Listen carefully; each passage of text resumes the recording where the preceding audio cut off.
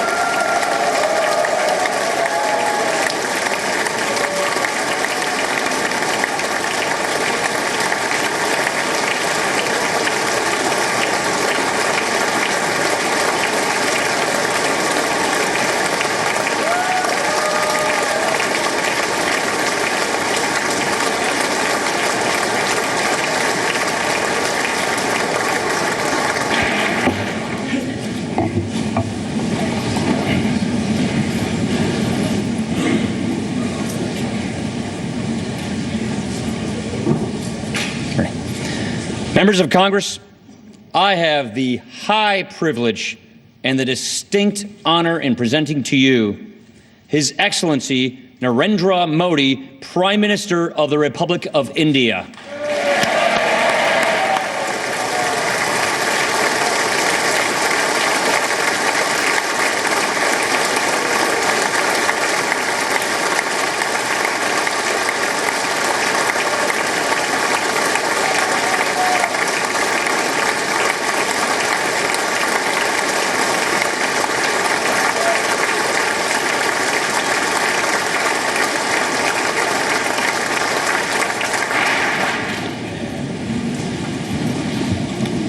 Mr. Speaker, Mr. Vice President, distinguished members of the U.S. Congress, ladies and gentlemen,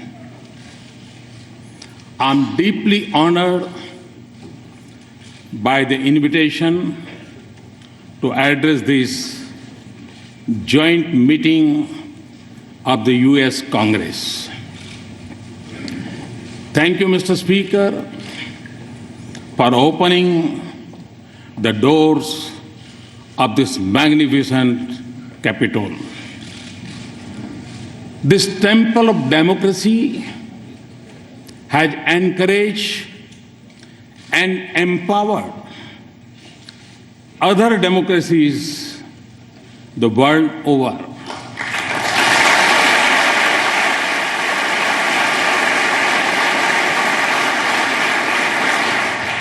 It manifests the spirit of this great nation, which is, in Abraham Lincoln's words, was conceived in liberty and dedicated to the proposition that all men are created equal.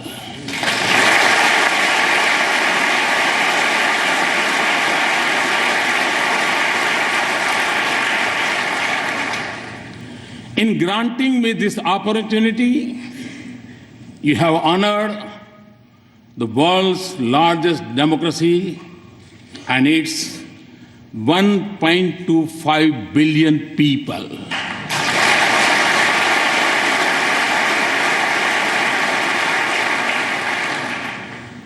As a representative of world's largest democracy, it is indeed a privilege to speak to the leaders of its oldest.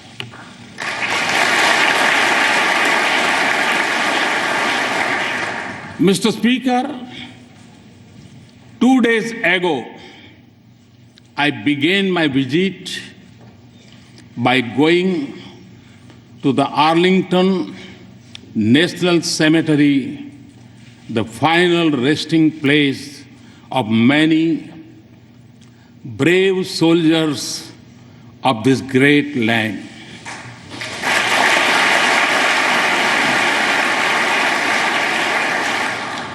I honored their courage and sacrifice for the ideals of freedom and democracy. It was also the 72nd anniversary of the D-Day.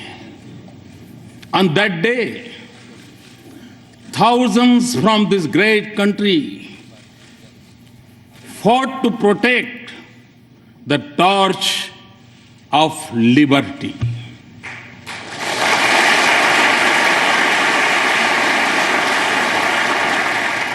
They sacrificed their lives so that the world lives in freedom.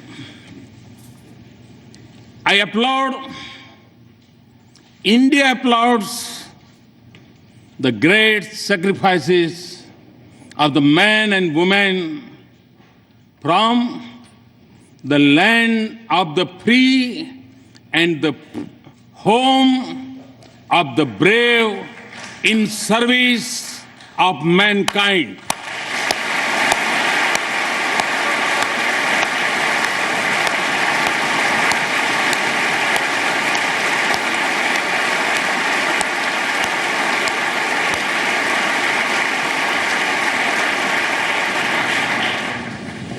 India knows what this means because our soldiers have fallen in distant battlefields for the same ideals. That is why the threads of freedom and liberty from a strong bond between our two democracies.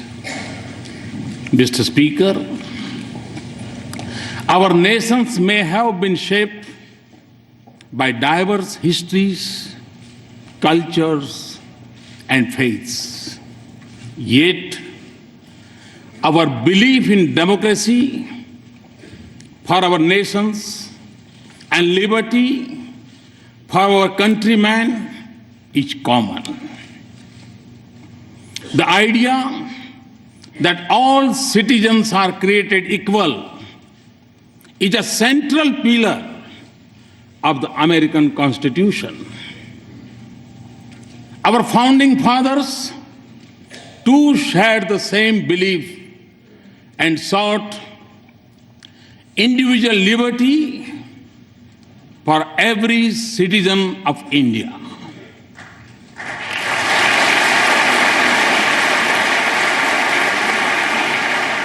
There were many who doubted India when, as a newly independent nation, we repose our faith in democracy.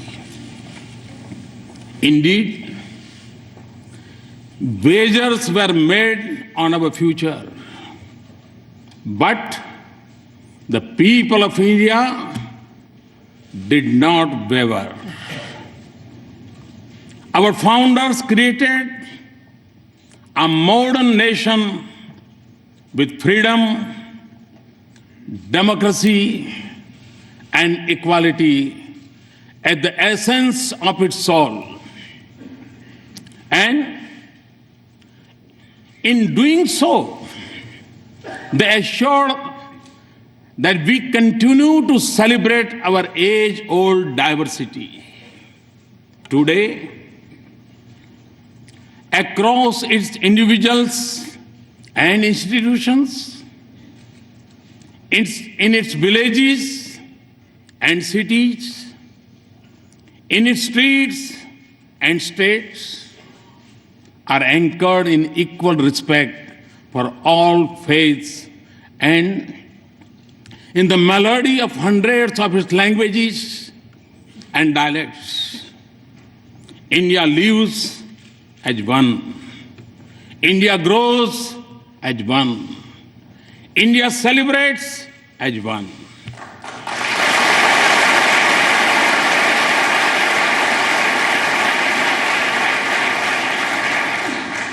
Mr. Speaker, modern India is in its 70th year.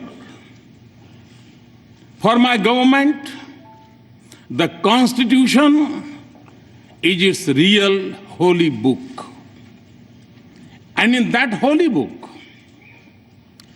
freedom of faith, speech, and franchise, and equality of all citizens, regardless of background, are enshrined as fundamental rights.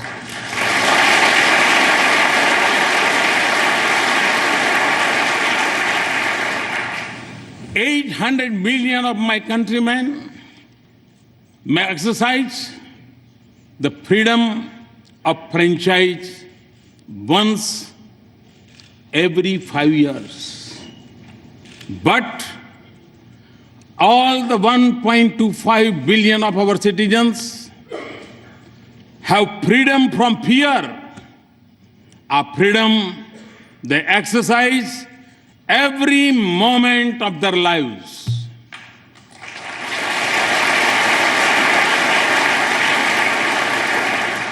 Distinguished members, engagement between our two democracies has been visible in the manner in which our thinkers impacted one another and shaped the course of our societies.